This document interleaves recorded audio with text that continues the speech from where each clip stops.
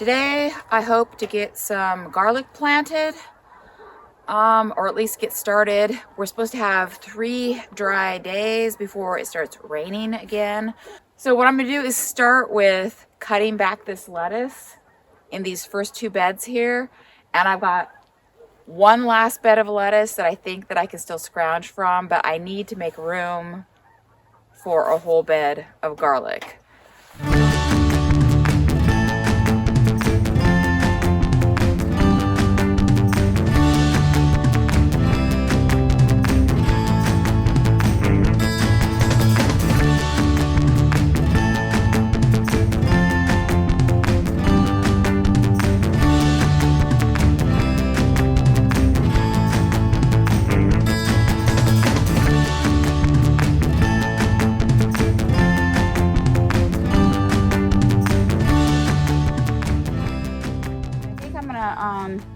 Go between the 2 pathways and get the grasses that are growing there because I don't want to be a problem for next year.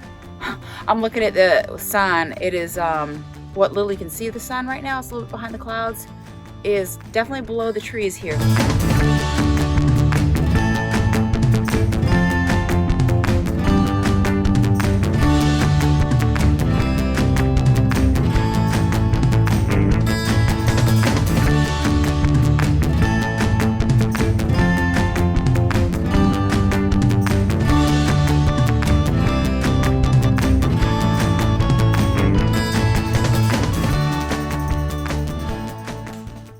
Normally, I would like to use my little wheel hoe to get in the pathways, but it's just really so wet. And some of the grasses, you know, were a little bit too big. So you can see, or maybe you can't, the stalks of the lettuce that I cut off, right?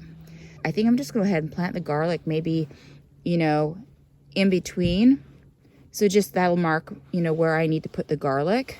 I'm going to use this bed right here because in the spring I got the most material, like all the seaweed and soil stuff that was in the pathways. I, you know, mounted up to make each of these beds. And so I think I'm going to go ahead and use this one because I had the most material. It is just after noon and the sun has found a little hole to poke out behind the trees.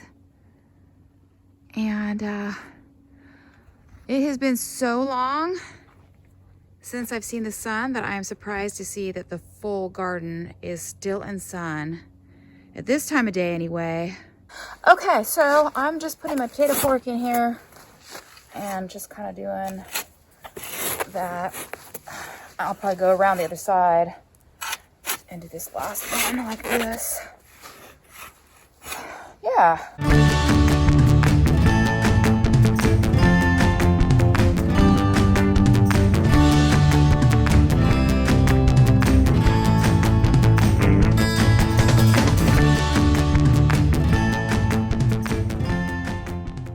Got my box of garlic that I grew this year, and I've had it stashed underneath the couch for just a little bit. And so we'll see if this is enough to plant that whole bed. Oh my gosh, so 1, 2, 3, 4, 5 that's all the cloves I'm getting. So that'll be interesting. I think I accounted for the fact that I wouldn't get that many cloves. So yeah, so what I'm gonna do is go out, get some seaweed, and if I can get a truckload of seaweed, it will cover 3 of my 40-ish foot beds. Check this out. Can you see that? That is a monstrum clove, and there's only 1 in there. It's not like 2 put together. Okay, so I'm just gonna tuck these. Yeah, between the lettuce stems. Oh shoot, man. The ones on the edges I might bring in just a little bit, so we'll see how that goes. Yeah, I don't know how I'm gonna do this like that, I guess. I should have watched my video from last year when I was planting garlic, because I planted 3 rows, in row spacing 6 inches, based on kind of what J.M. Fortier talks about in his book.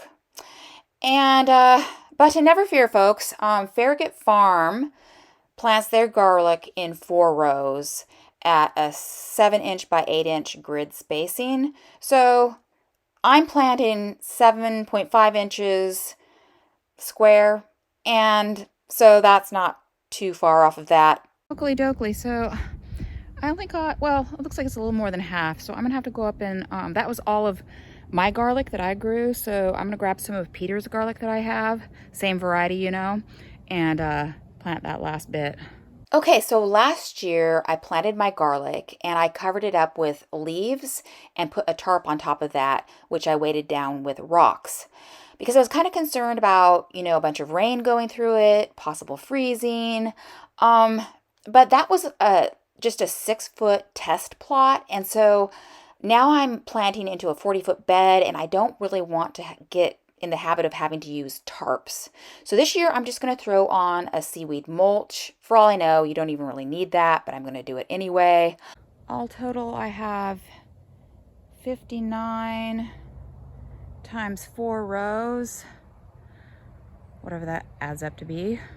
Okay, so it's a little after 4 o'clock, about 4:15. As you can see, the garden is pretty much in shade.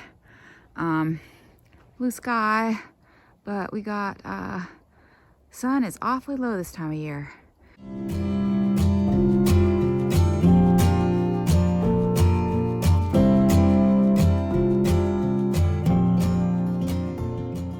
Oakley dokley, so sun went down at about 5:30 over Warnoski Island.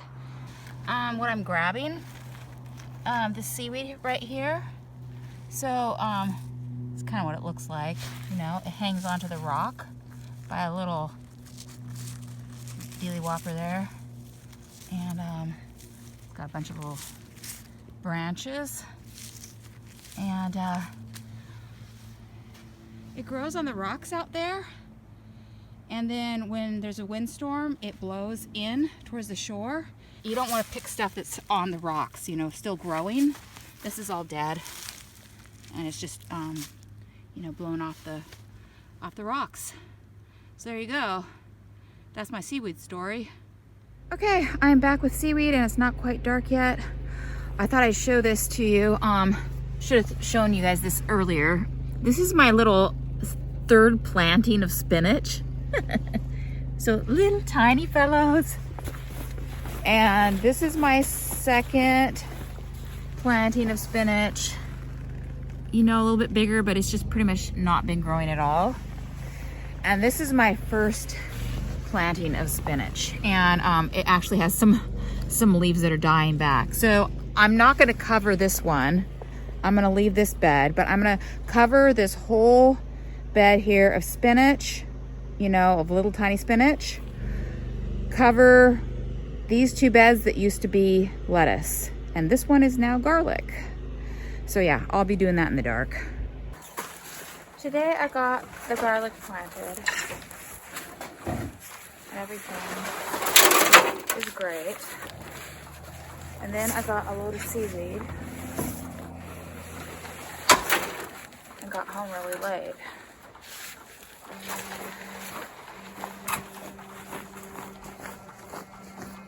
Hey!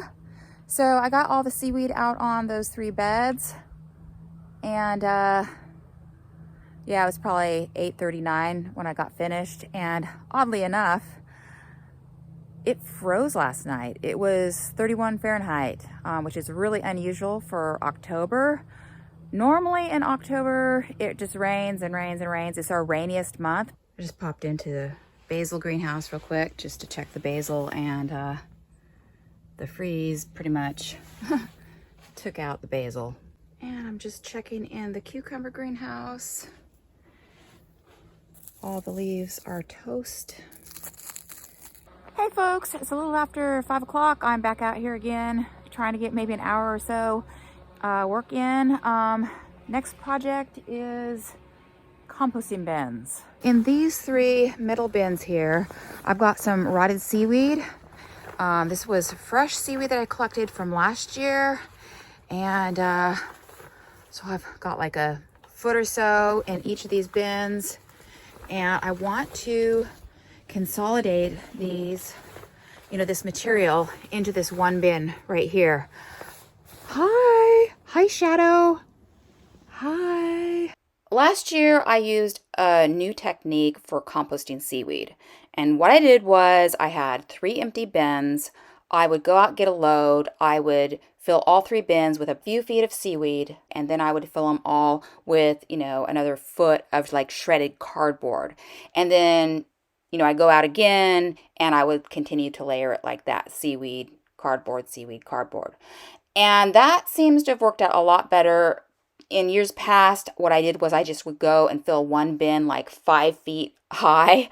And even like a couple years later, I'd be digging into that pile and there'd be like, it'd be just like still seaweed, like petrified seaweed. Okay, folks, so last night I was able to get all the material from this one bin transferred into this other bin. I'd like to get the material from this next bin consolidated into that bin as well, but I think since this is our last sunny, dry, beautiful, gorgeous day, I'm going to switch gears and start working on this bin at the end. Now, what's in there is planer shavings. So it's kind of like sawdust, but not quite so small. And I've decided to go ahead and take it over to my hugelkultur over at this end of the garden. I'm going to, you know, put it on a tarp and drag it across here. Let me show you. I can just drag it across this sand. And so then you can see that's the hugelkultur over there that I've got. So it's just a bunch of brush, a bunch of logs on top.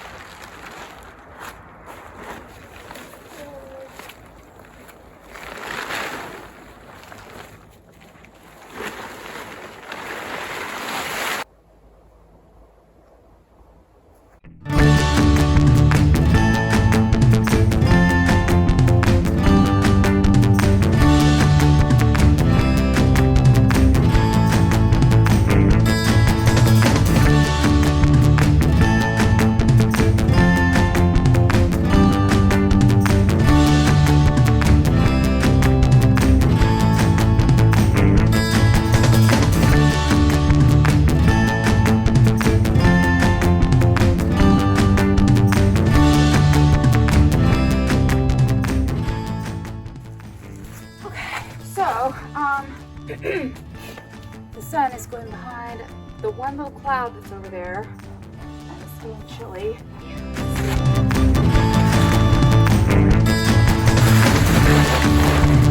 Oh boy.